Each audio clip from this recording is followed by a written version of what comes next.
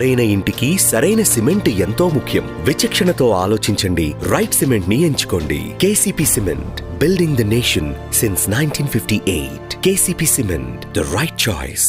జోగి రమేష్ గారిని మాట్లాడాల్సిందే కోరుతున్నాం. అందరికీ నమస్కారం. ఈరోజు వైఎస్ఆర్ కాంగ్రెస్ పార్టీ బలహీన వర్గాలకు సంబంధించిన మాజీ మంత్రులందరం కూడా ఒక చోట సమావేశమై 2 సంవత్సరాల చంద్రబాబు నాయుడు పరిపాలనలో బలహీన వర్గాలకు జరుగుతున్న ఇబ్బందులు, బాధలు, కష్టాలు, కన్నీళ్లు ఇవన్నీ కూడా చర్చించిన దరిమిలా ఒక కార్యాచరణ తీసుకోవాలని చెప్పేసి ప్రభుత్వం మీద ఒత్తిడి పెంచాలా, బలహీన వర్గాలని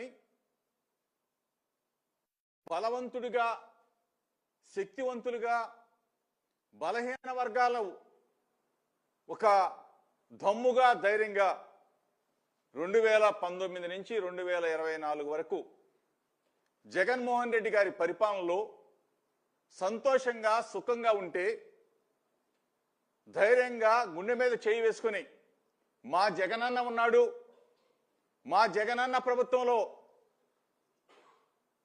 స్పీకర్ పదవి దగ్గర నుంచి, క్యాబినెట్లో మినిస్టర్ దగ్గర నుంచి, ఎంపీ దగ్గర నుంచి, ఎమ్మెల్సీ దగ్గర నుంచి, ఆఖరికి రాజ్యసభ సీట్లు సైతం, రాజ్యసభ స్థానాలు సైతం ఢిల్లీలో అడుగు పెట్టించి మా వర్గాలకి మహాత్మా జ్యోతిరావు పూలే గారి ఆలోచనల్ని, ఆశయాలని ఆచరణ చేసి చూపించిన జగన్మోహన్ రెడ్డి గారు, అభినవ పూలే.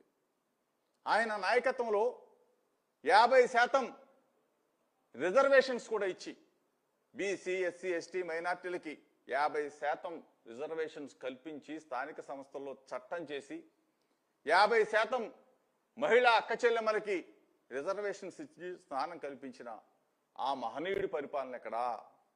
ఆ మంచి మనసున్న జగనన్న పరిపాలన ఎక్కడా? ఈ 2 సంవత్సరాల కాలంలో చంద్రబాబు నాయుడు ఎన్నికల ముందు ఏం చెప్పాడు? బలహీన వర్గాలకు ఏం చెప్పాడు?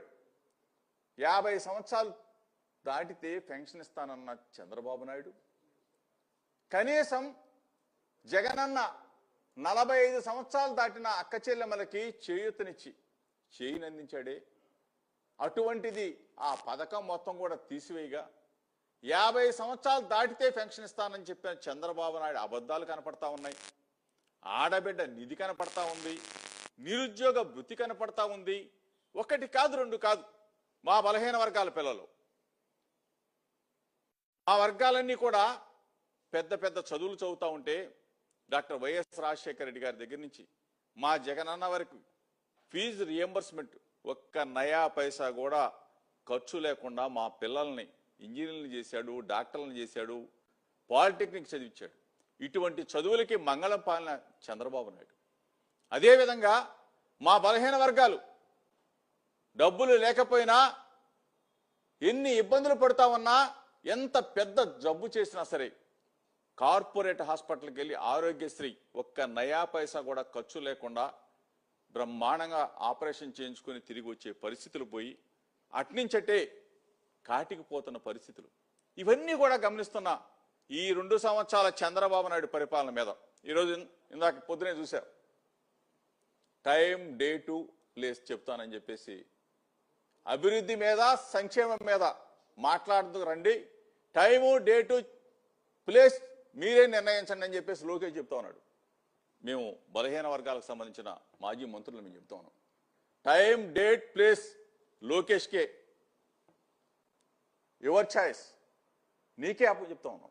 ఎక్కడ చెప్పినా సరే 2 సంవత్సరాలన్నీ పరిపాలనలో, చంద్రబాబు నాయుడు పరిపాలనలో మీరేం చేశారు, 5 సంవత్సరాల మా జగనన్న పరిపాలనలో మేమేం చేశాం, మా బలహీన వర్గాలకి ఎంత రుణాలు ఇచ్చాం, ఎన్ని డబ్బులు ఇచ్చాం, ఎన్ని పదవులు ఇచ్చాం, ఎంత ప్రయోజకులు చేశామో చర్చించడానికి మేము రెడీగా ఉన్నాం.